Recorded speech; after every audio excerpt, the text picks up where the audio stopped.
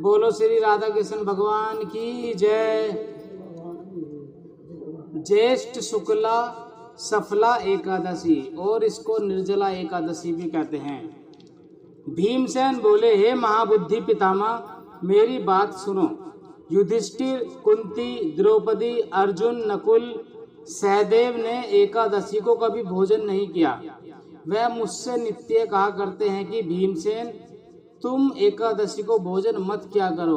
मैं उनसे कहता हूँ कि हे तात, मुझसे भूख सही नहीं जाती। मैं दान करूँगा और विधि पूर्वक पूजा करूँगा, परंतु बिना उपवास किए एकादशी के व्रत का फल कैसे मिले। भीमसेन का वचन सुनकर व्यास जी बोले, जो तुमको स्वर्ग अत्यंत प्रिय है और नरक बुरा मालूम होता है, तो दोनों पक्ष की एकादशी को भोजन नहीं करना चाहिए।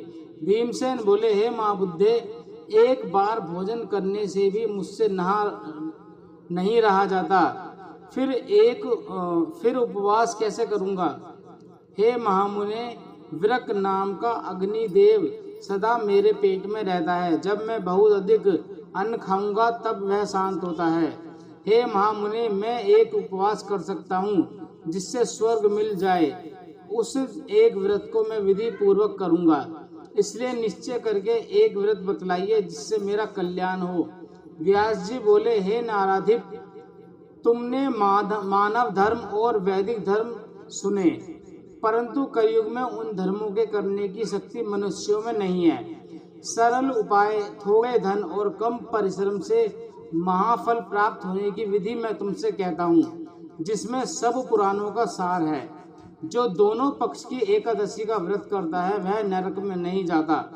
व्यास जी की बात सुनकर भीमसेन पीपल के पत्ते की तरह कांपने लगे और डरकर बोले, हे पितामह, मैं क्या करूं? मैं उपवास नहीं कर सकता, इसलिए हे प्रभु, बहुत फलदायक एक ही व्रत को मुझसे कहिए। व्यास जी बोले, वृष या मिथुन के सूर्य में ज्येष्ठ मास में शुक्ल पक्ष की एक सफला एकादशी है।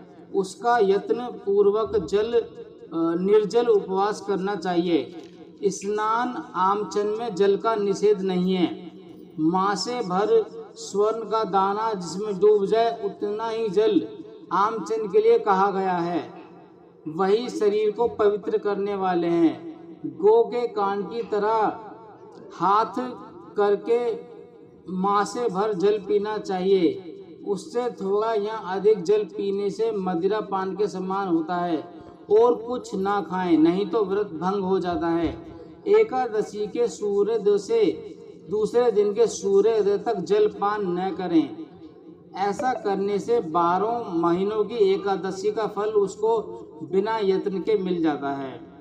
फिर द्वादशी को सवेरे निर्मल जल में स्नान कर ब्राह्मणों को जल और स्वर्ण का दान करें। फिर व्रत करने वाला कृतकृत्य होकर ब्राह्मणों सहित भोजन करे। हे भीमसेन, इस प्रकार व्रत करने से जो पुण्य होता है उसको सुनो। साल भर में जितनी एकादशी होती हैं उनका फल एक एकादशी के व्रत करने से मिल जाता है, इसमें संदेह नहीं है। शंख चक्र गदाधारी भगवान कृष्ण ने मुझसे कहा है कि सब धर्मों को छोड़कर मेरी शरण में आओ। एकादशी को निराहार रहने से मनुष्य सब पापों से छूट जाता है। हे वायुपुत्र, बार बार विशेष क्या कहूँ, दोनों पक्ष की एकादशी में भोजन ना करें। ज्येष्ठ के शुक्ल पक्ष की एकादशी में जल भी वर्जित है। इसका व्रत करने से जो फल मिलता है उसे सुनो। सब तीर्थों से जो पुण्य होता है और सब दान करने से जो फल मिलता है वह फल एक एकादशी का व्रत करने से मिल जाता है।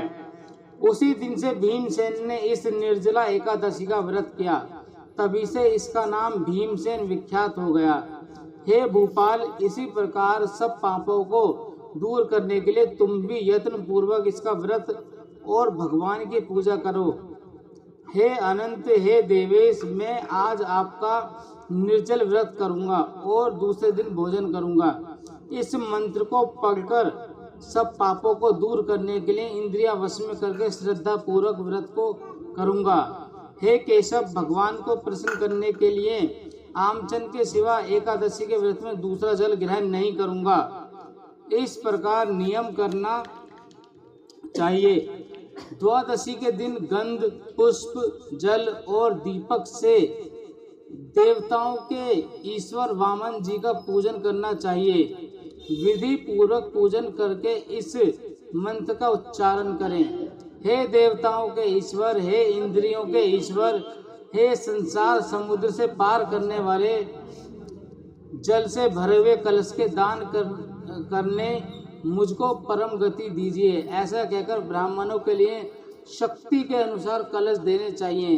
इस प्रकार जो जो पवित्र और पापों को दूर करने वाली इस एकादशी का व्रत करता है, वह सब पापों को दूर करने वाली इस एकादशी का व्रत करता है, वह सब पापों से छूटकर परम पद को प्राप्त होता है। बोलो श्री कृष्ण भगवान की जय।